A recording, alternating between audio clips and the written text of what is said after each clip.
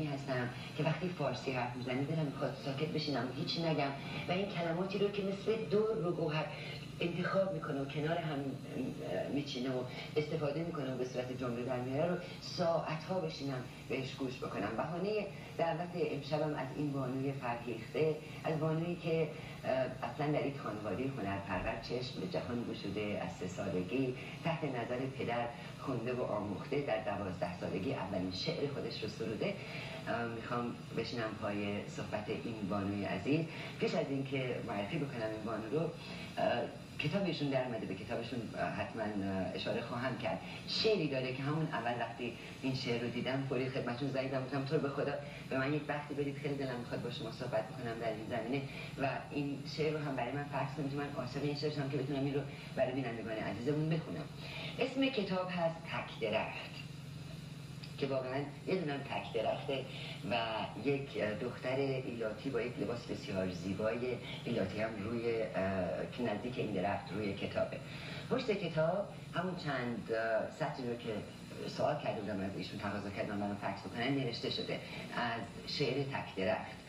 تک درختم منو در وادی یک تنهایی، بی نصیب از نم دریای کبود، تشنه لب در بن یک سنگ سیاه، میکشم سایه به روی شنزار، تا که در دشت کبیر بنشیند ببرم تشنه لبی خسته دلی، برهاند ز تنش زحمت تنهایی را. تک درخت، خانم ها آقایان، کار بسیار زیبای میهمان این برنامه من خانم سرور نیری است. خانم خیلی خیلی خوش آمدید. بی نهایت سپاسگزارم که دعوت من رو میدونم چقدر سرتون شلوغه، ولی من عاشق این شعر شما شدم و بعد خیلی دلم میخواست که این کتاب رو معرفی. اولا کتاب کجا میشه تهیه کرد؟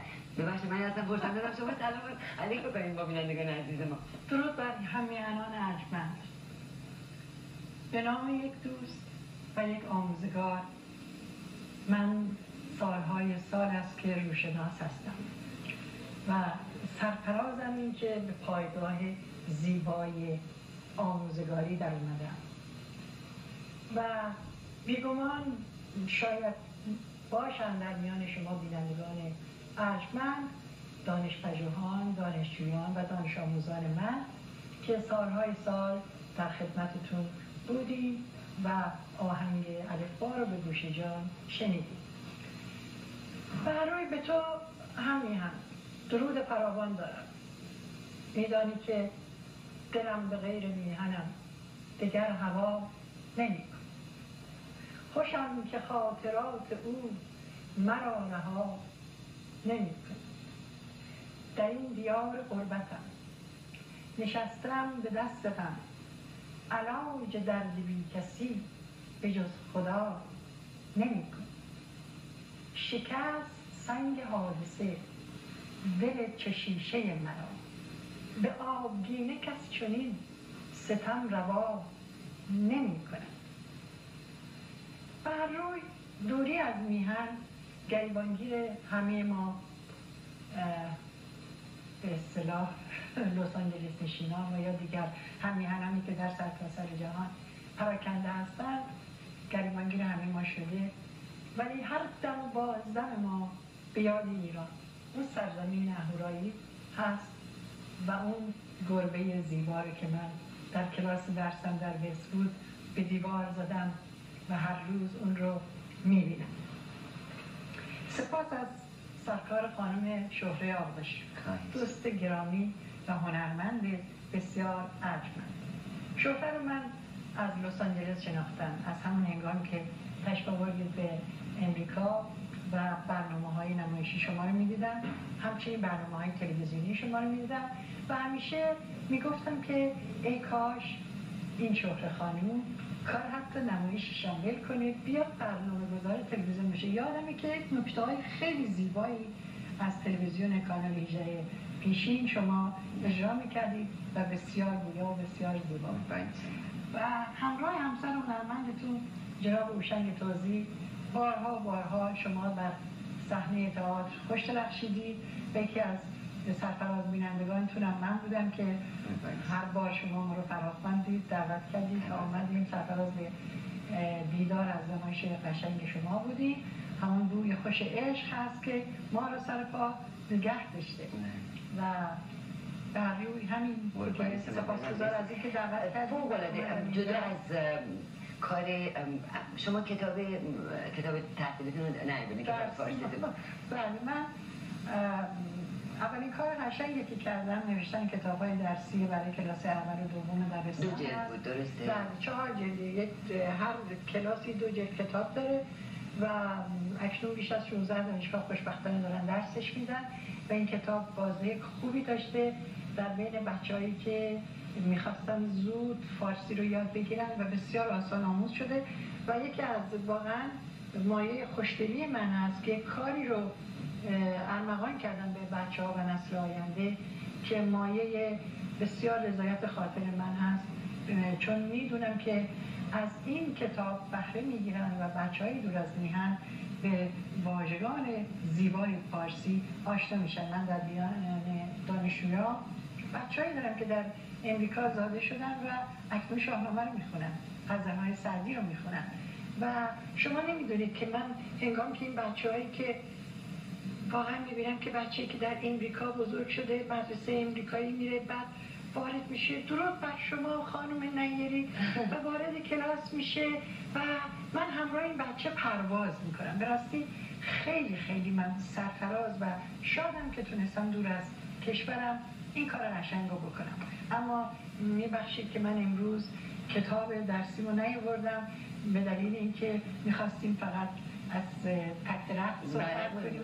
بله خیلی دلم می‌خواد که بینندگان عزیز کتاب شما رو می‌دونن که البته اسم کتاب شما چی گذاشتین؟ کتاب‌های درسی رو؟ کتاب درسی سال یکم دبستان و سال دوم دبستان نوشته سرور نیری است که برای دوستانمون در اروپا سوال می‌کنم که اگر مایل باشن اگر دوست داشته باشن میتونن به من زنگ بزنن براشون بفرستم و این کتاب هست در کانون پژوهش و آموزش است. ما کانونی داریم در اسکول لس آنجلس که گشوده دری است به جهان فرهنگ. کتابخونه بسیار توانگری داریم که کتاب‌های خوب ارزشمند علمی، تاریخی، ادبی، فرهنگی رو ما گرد کردیم در کتابخانه‌مون و در اختیار مردم هستیم و اسم کانون رو هم گذاشتیم گشوده دری به جهان فرهنگ. ولی کمتر کسی به این در گشوده میاد. میدونید که بازار کتابخون همچین گرم نیست، ولی به هر روی کتاب‌های شما لطف می‌کنید شماره تلفنتون رو برای دوستان عزیزمون در اروپا و اقصانقاط آمریکا شما آگهی هم برای من می‌کنید برایگاه درست می‌کنم. این که وظیفه منه خانم نیری. من خیلی پیش از این میبایستی از شما تقاضا می‌کردم که اون کتاب‌های درسی رو به من یکی دو بارم اشاره کردم در برنامه‌های گذشتم بهش، مدام کتاب رو نداشتم که بینندگان عزیزمون نشون بدم و فکر می‌کنم که یکی از بهترین کتاب‌های درسی که من تا به حال دیدم، خیلی روشن، خیلی برای بچه‌ها که کار میکنه آدم اونجا متوجه میشه که کدوم کتاب. من از همین تلویزیون پارس 1 سال برنامه زنگ دبستان داشتم که میمدن آقای شجر فیلمبردارا رو میفرستادن از کلاس درسی ما برنامه ضبط میکردن از همین تلویزیون پخش میشد. اما من همیشه چرخ دستگاه رو به چرخش در میارم، همچین که به چرخش افتاد میرم کنار. کمان که در رادیوی 24 ساعته صدای ایران هم همین کار کردم. 2 سال من برنامه رادیوی زنگ دبستان داشتم که هر روز 5 روز هفته 1 ساعت میکروفون میذاشتم سر کلاس و آنچه که در کلاس میگذشت قابل پخش بود از رادیو. و یکی از سرفرازیام این بود که من سر کلاس به گونه‌ای با بچه‌ها داریم کار میکنیم که میشه این برنامه رو زنده از رادیو پخش کرد و پخش کردیم. و 2 سال من از رادیو 24 ساعته برنامه زنگ دبستان داشتم. 1 سالم از این تلویزیون پارس که اون هنگام دوستان همیهنمون دور از لس آنجلس نمیتونستن این برنامه رو ببینن، ولی اکنون امیدوارم که بتونیم باز هم گام‌های سودمندتری من بردارم به ویژه در راه آموزش پرورش بچه‌ها در خارج از میهن و تلفن من رو هم اگه دوستان داشته باشن با پیش شماره 310 474 45 47 این تلفن دبستان منه و تلفن خانه من هم 310.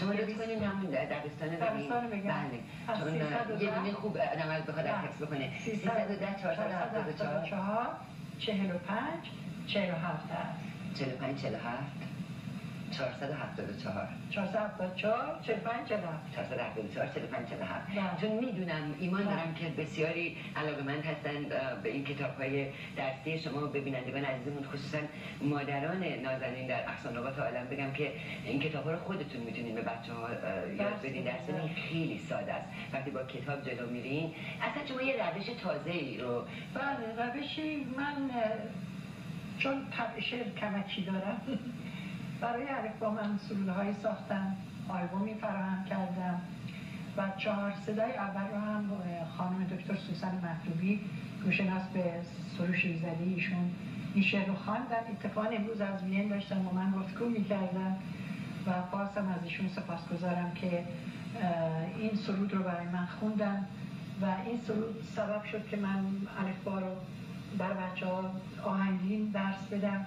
آلبوم‌های ویژه‌ای دارم، بچه‌ها سر کلاس میخونن و میرقصن و باورتون نمیشه بچه‌ای که از سوی مادرم امریکایی هستن و از سوی پدر ایرانی و زبان نخستشون انگلیسیه، تمام این شعرهای کودکانه منو از بر دارن و خیلی قشنگی اون حاله و با این ویژگی هاست که من بچه‌های گریزپا رو به کلاس درس میکشونم. بارها شده که بچه‌ها با چشم گردون از بالا میان بالا، نه فارسی نمیخوام یاد بگیرم، به چه دردم میخوره و اینها. مادرم نگران بودی که خانم چیکار کنم، حالا بچه رو بذارم نذارم. میگم مادر جون شما بچه رو بذارین 2 ساعت دیگه که برگشتین بچه میگه مامان زود اومدید و بارها این اتفاق افتاده. و باز هم تو که عرض کردم خدمتتون سرفرازم که کار قشنگی کردم که بازدهشو میبینم. من در ایران بازده کارمو نمیدیدم چون به دبیرستان درس میدادم، دانشکده درس میدادم، تلویزیون درس میدادم، همون لحظه نمیدیدم که چه کار دارم میکنم.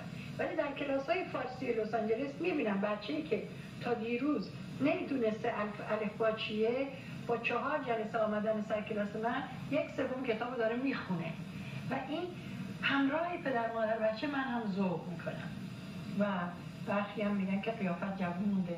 جوان میکنم شما که دانشجوی من بودید 30 سال پیش 35 سال پیش شاید بگید هنوز خانم نگیری جوان مونده. بله من جوان موندم به خاطر اینکه با شما دست گل ها رو برود. خیلی زیباد. شما که حرف زدین من دیدم اونجا ساعت‌ها تماشا می‌کنم.